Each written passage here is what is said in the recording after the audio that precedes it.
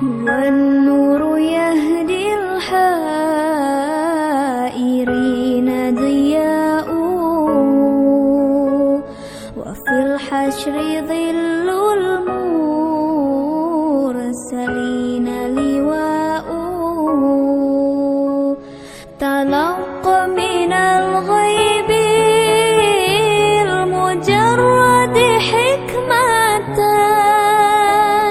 بها أمطرت في الخافقين سماء بها أمطرت في الخافقين سماء.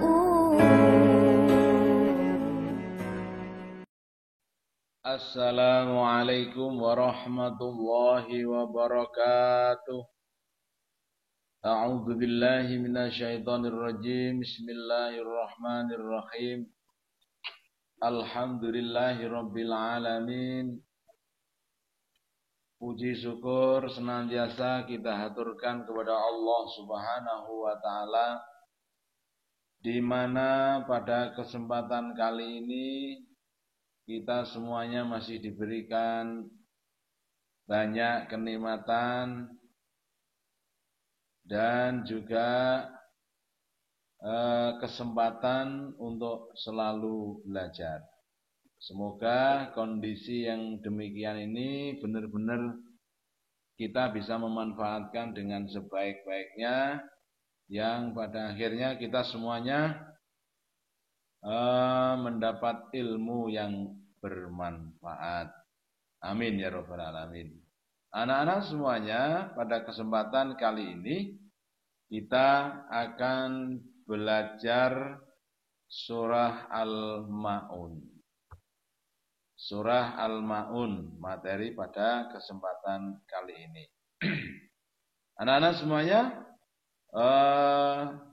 sebelum Ustadz melanjutkan pelajaran pada saat ini, yaitu surat Al-Ma'un, Ustadz senantiasa berharap, Ustadz senantiasa berdoa, memohon kepada Allah Subhanahu wa taala, semoga kita semuanya dan juga keluarga kita semuanya, tentunya juga keluarga besar MI Perwanida, semuanya senantiasa dalam keadaan sehat walafiat tanpa suatu kurang apapun.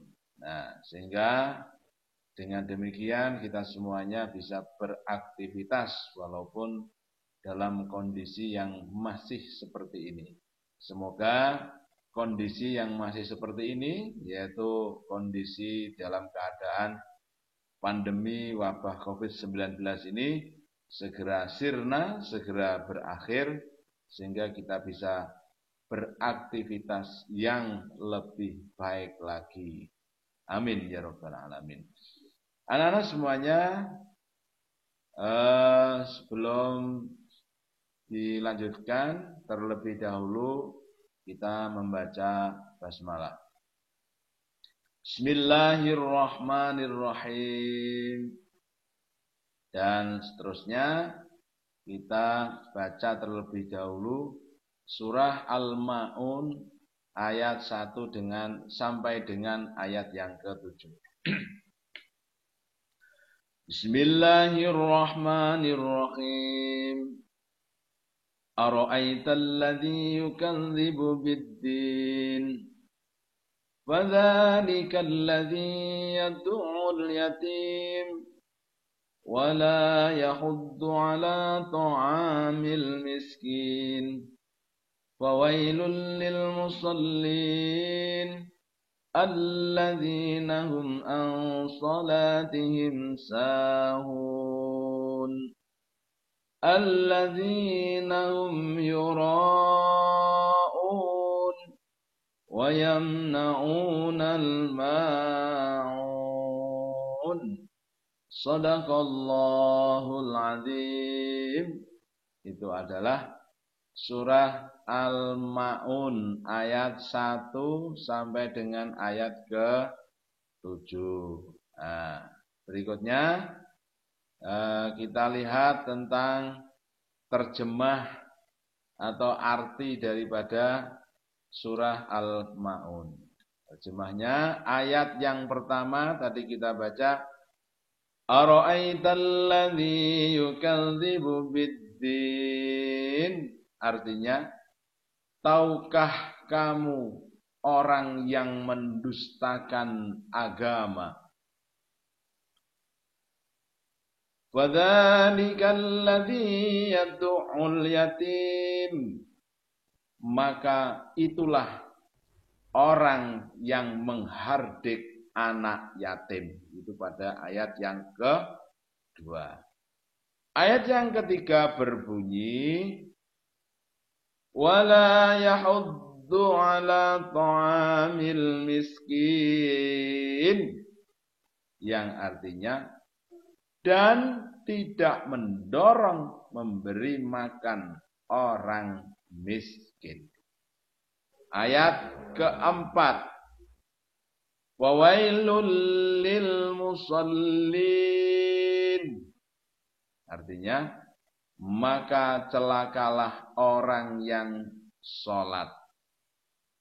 Lanjut ayat yang kelima, alladzina hum yura'un. Maaf, keliru. Alladzina hum an salatihim sahun. Yaitu orang-orang yang lalai terhadap salatnya. Alladzina hum yura'un. Yang berbuat riya. Dan selanjutnya ayat yang terakhir, wa yamna'unal ma'un. Dan enggan memberikan bantuan. Nah, itu terjemah atau arti dari surah Al-Kafirun. Nanti semuanya saja harus hafal surah Al-Ma'un beserta artinya. Dan nanti Ustadz harapkan semuanya mampu menghafal semuanya dan nanti bisa menyebutkan sekaligus menyebutkan artinya ayat per ayat. Jadi misalnya ayat 1 dibaca, langsung dibaca artinya dan seterusnya. Tapi semua itu dilakukan dengan menghafal, bukan sekedar membaca. Jadi semua nanti wajib, semuanya harus hafal. Dan hafalannya nanti juga disetorkan kepada Ustadz. Itu untuk surah Al-Ma'un dan terjemahnya. Berikutnya anak-anak, surah Al-Ma'un. Nah, ini kita ketahui, kita lihat bersama-sama. Surah Al-Ma'un menempati urutan surat yang ke-107 di dalam Al-Quran. Jadi urut-urutannya, kalau dilihat dari urutan surat, maka surah Al-Ma'un ini merupakan surat yang ke-107 di dalam Al-Quran. Dan jumlah ayatnya itu ada 7 ayat. Anak-anak semuanya, nama Al-Ma'un diambil dari lafal Al-Ma'un, di mana lafal Al-Ma'un terdapat pada ayat terakhir dalam surat Al-Ma'un. Di mana Al-Ma'un itu mempunyai arti barang-barang yang berguna. Nah, Al-Ma'un artinya adalah barang-barang yang berguna. Anak-anak kalian semuanya juga harus tahu bahwa surat Al-Ma'un itu tergolong surat Makkiyah. Surat apa? Yaitu surat Makkiyah. Kenapa disebut surat Makkiyah? Karena diturunkan di kota Makkah. Anak-anak, ada juga yang mengatakan ada beberapa surat dalam Al-Quran itu namanya surat Makkiyah. Ada yang mengatakan bahwa yang dinamakan surat Makkiyah itu satu, karena turun di kota Makkah. Yang kedua, ada yang mengatakan juga dinamakan Makkiyah karena surat tersebut turun sebelum Nabi Muhammad hijrah ke Madinah. Tetapi yang paling tepat, yang paling pasti, semua surat Makkiyah dinamakan Makkiyah.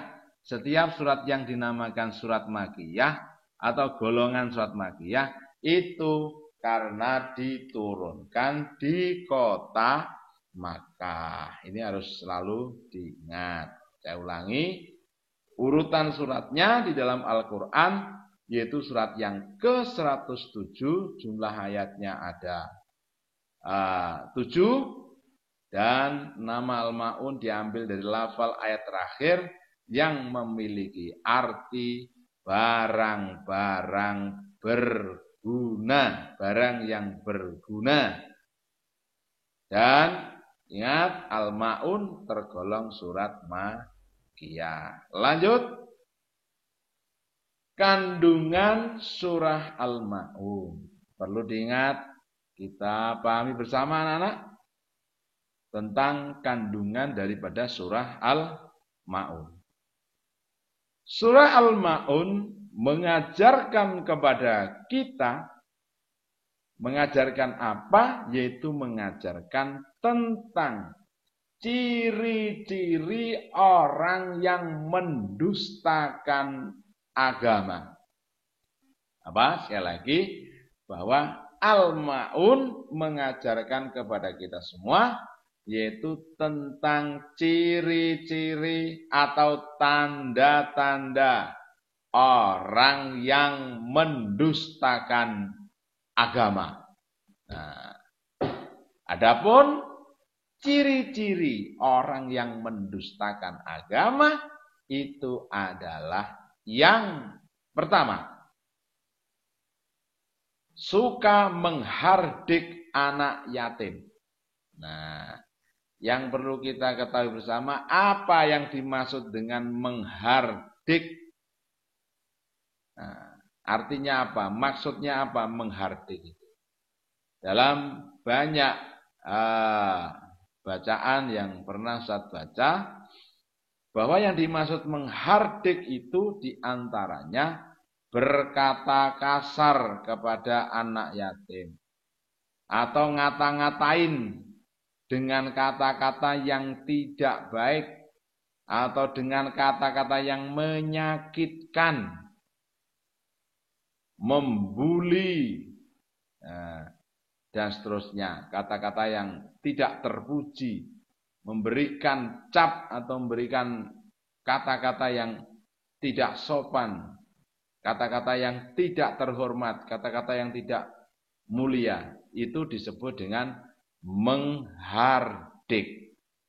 Ada juga sebagian pendapat para ulama yang dimaksudkan menghardik itu bukan dari segi omongan saja, bukan sekedar ngata-ngatain jelek kepada anak yatim, tetapi yang dimaksudkan menghardik anak yatim itu adalah semua perbuatan yang sifatnya itu menzolimi anak yatim, itu namanya menghardik.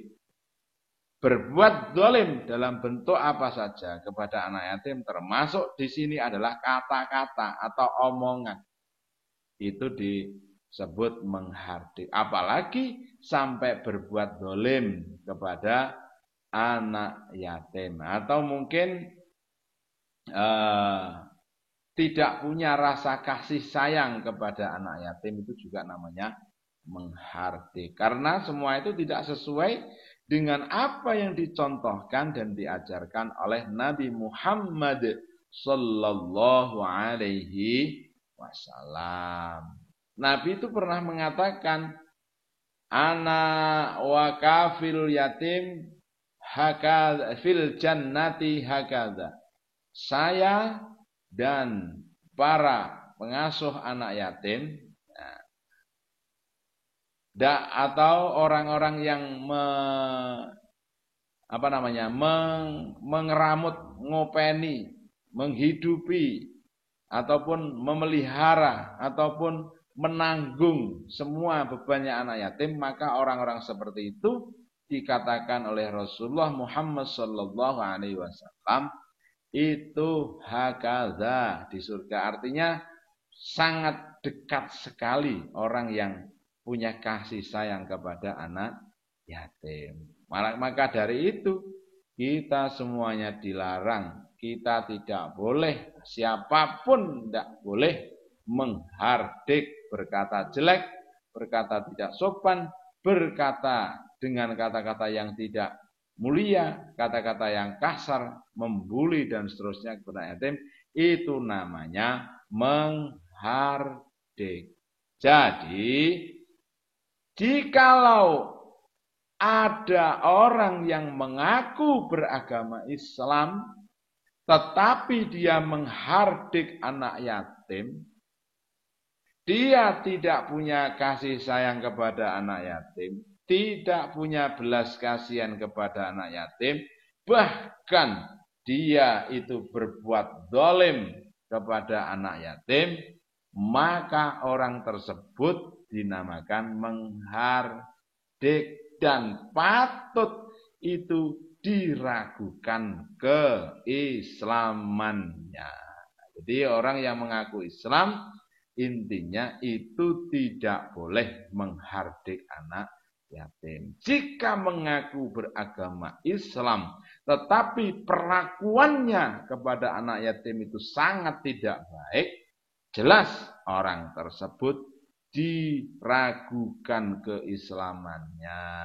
Nah, maka dari itu anak-anak kita semuanya harus berhati-hati. Bukan hanya kepada anak yatim saja, kita itu menghardik orang lain, walaupun bukan yatim, itu juga merupakan perbuatan yang dilarang. Kita harus senantiasa berkata yang lemah lembut, berkata dengan perkataan yang menyejukkan, berkata dengan perkataan yang menyenangkan, berkata dengan perkataan yang memotivasi, yang menginspirasi, dan menjadikan orang lain itu menjadi lebih baik. Artinya apa yang kita katakan itu ada manfaatnya, bukan sekedar berkata. Oleh karenanya, kita dalam kehidupan ini harus selalu hati-hati. Jangan sampai kita berkata yang tidak baik atau bahkan mencela, membenci, mengatakan kata-kata kebencian yang luar biasa kepada orang lain. Itu tidak boleh. Yang kedua, tanda-tanda atau ciri-ciri orang yang disebut sebagai mendustakan agama. Yang kedua adalah orang yang tidak menganjurkan memberi makan kepada orang miskin. Itu juga merupakan tanda-tanda orang yang mendustakan agama. Tidak pernah mendorong orang, tidak pernah menganjurkan orang untuk memberi makan kepada orang miskin. Nah, oleh karena itu semua orang yang tidak punya kepedulian, tidak punya rasa tanggung jawab terhadap orang-orang yang lemah, maka orang tersebut tergolong orang yang mendustakan agama. Kenapa? Karena sesungguhnya dalam kehidupan ini bagi siapa yang kuat itu harus membantu yang belum kuat. Siapa yang kaya membantu yang belum kaya. Siapa yang punya kelebihan-kelebihan yang banyak, keberkahan bahkan mungkin seperti itu, maka dia juga harus punya kasih sayang terhadap orang-orang yang belum bernasib baik sebagaimana dirinya. Oleh karena itu, dalam hal ini termasuk pendusta agama adalah orang yang tidak menganjurkan memberi makan kepada orang miskin, atau orang yang tidak punya kepedulian sosial kepada orang-orang miskin. Itu diantara kandungan Al-Ma'un. Berikutnya masih dalam kandungan surah Al-Ma'un. Anak-anak semuanya, dalam surah Al-Ma'un Allah Subhanahu wa taala juga menyatakan bagi orang-orang menyatakan celaka. Dalam surah Al-Ma'un itu Allah menyatakan celaka bagi orang-orang yang sholat. Loh, di sini orang yang sholat itu disebut sebagai orang yang celaka. Maksudnya seperti apa, Ustaz? Nah, inilah yang akan kita baca. Bahwa orang yang sholat pun juga akan ditimpa kecelakaan. Orang yang sholat pun akan termasuk golongan orang yang celaka. Lalu siapa orang-orang yang sholat itu tetapi dinyatakan celaka? Anak-anak semuanya. Perlu kita tahu bahwa orang yang sholat yang dinyatakan celaka pertama adalah orang yang sholat tetapi lalai. Mereka itu adalah orang-orang yang suka menyia-nyiakan waktu sholat. Misalnya, sudah masuk waktunya sholat duhur padahal dia itu tidak terlalu sibuk. Padahal dia itu hanya bermain misalnya. Sudah waktunya sholat duhur tidak segera melaksanakan sholat duhur. Misalnya ngono.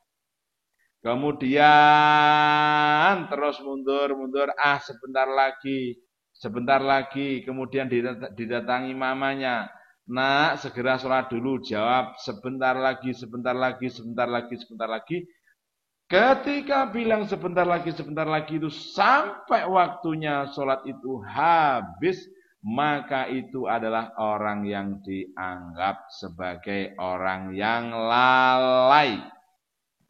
Nah, maka orang-orang yang melalaikan sholatnya, menyia-nyiakan waktu sholat, tidak segera melaksanakan sholat, atau tidak rajin sholat, dia menyia-nyiakan sholat 5 waktu, maka yang seperti ini itu adalah termasuk golongan orang-orang yang celaka, walaupun dia itu rajin sholat.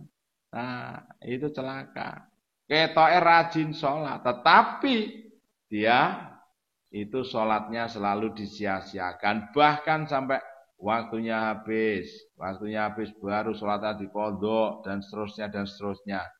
Misalnya waktunya sholat asar, ketika ditanya ayo sholat asar, sebentar, tanya lagi sebentar lagi, tanya lagi sebentar lagi, tanya lagi sebentar lagi, tanya lagi sebentar lagi, dan seterusnya hingga waktunya sholat itu habis. Maka dia itu dianggap orang yang lalai di dalam sholatnya. Dan perlu diingat anak-anak, orang yang lalai di dalam sholatnya, maka dia itu dicatat oleh Allah, dianggap oleh Allah sebagai orang yang celaka. Nah, ini harus selalu diingat. Yang kedua, yang termasuk dibilang orang yang sholat tetapi dia celaka. Yang kedua, yang pertama dia karena menyia-nyiakan waktu sholat. Yang kedua, orang yang sholat akan tetapi suka berbuat riya. Maka itu orang yang rajin sholat tetapi dia berbuat riya, maka itu termasuk golongan orang-orang yang celaka.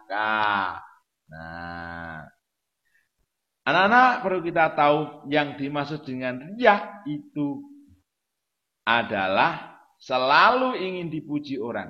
Sifat yang selalu ingin dipuji orang. Sifat yang selalu ingin dipamer-pamerkan kepada orang. Dan orang lain memuji dirinya. Maka sikap yang seperti itu, melakukan sholat hanya ingin dipuji oleh orang lain, melakukan sholat hanya untuk supaya dikatakan baik atau dipuji oleh orang lain, maka sholat yang seperti itu, maka dia, orang yang seperti ini termasuk orang yang dianggap celaka. Sekalipun dia itu rajin sholat, rajin melaksanakan ibadah sholat, karena dia itu hanya ingin mendapat pujian orang lain. Itulah yang disebut dengan apa tadi? Riya. Ketika beribadah itu hanya mengharap puji-pujian orang lain, mengharap puji-pujian dari siapa saja.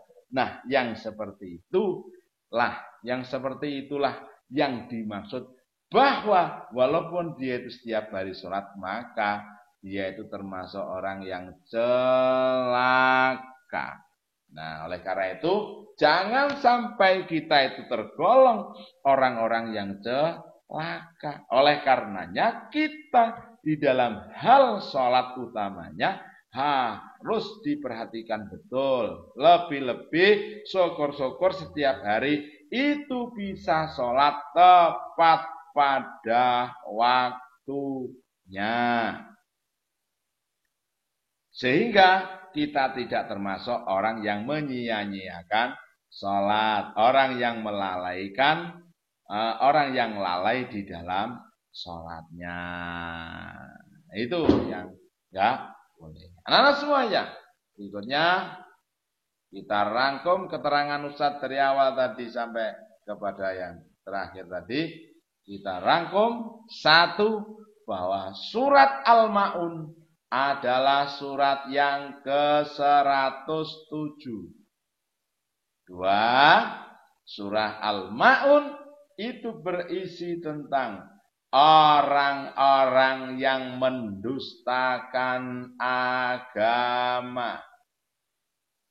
Orang yang mendustakan agama. Adapun ciri-ciri orang yang mendustakan agama atau ciri-ciri pendusta agama itu ada 4 di antaranya. Orang mendusta agama itu yaitu orang yang suka menghardik anak yatim. Kalian tentu masih ingat tadi apa artinya menghardik tadi? Di antaranya adalah suka mengolok-olokkan, suka membuli, suka berbuat zalim kepada anak yatim. Nah, itu namanya menghardik anak yatim. Ciri khas atau tanda orang yang pendusta agama. Yang kedua adalah lalai dalam sholat. Yang ketiga, orang yang senantiasa berbuat riya atau selalu ingin dipuji orang. D, yaitu orang yang enggan membantu kepada orang-orang miskin. Perlu diketahui nak, perlu diketahui anak-anak semuanya, bahwa sebagian dari harta kita, atau semua harta kita, harta yang kita miliki, itu ada bagian orang lain, yaitu fakir miskin yang harus kita perhatikan.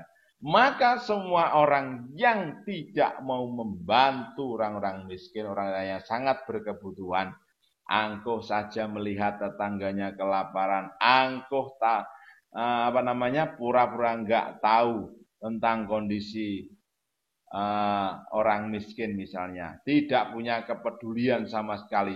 Orang seperti inilah termasuk kategori orang-orang yang mendustakan agama. Oleh karena itu anak-anak, kita semuanya harus selalu berikhtiar, selalu berusaha memperbanyak ilmu pengetahuan, meningkatkan ibadah dan seterusnya, agar apa? Agar diri kita itu menjadi orang yang berkualitas, orang-orang yang mengaku beragama tetapi juga mampu melaksanakan ajaran agama itu dengan sebaik-baiknya. Itu harapannya saya seperti itu. Demikian pelajaran kita kali ini. Sebelum ditutup oleh Ustadz senantiasa menyampaikan pesan. Yang pertama, selalu jaga diri dan lingkungan. Yang kedua, jaga kesehatan diri, kesehatan lingkungan, kesehatan orang lain. Nah, agar supaya tidak terkonfirmasi dengan adanya wabah pandemi COVID-19.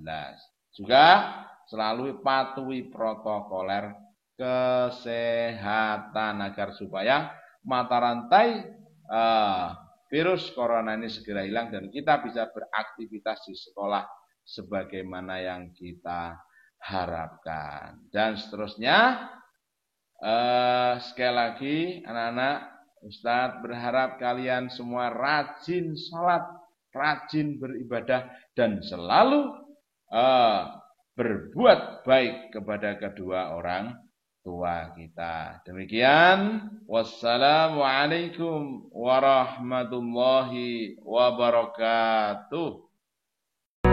Allah Allah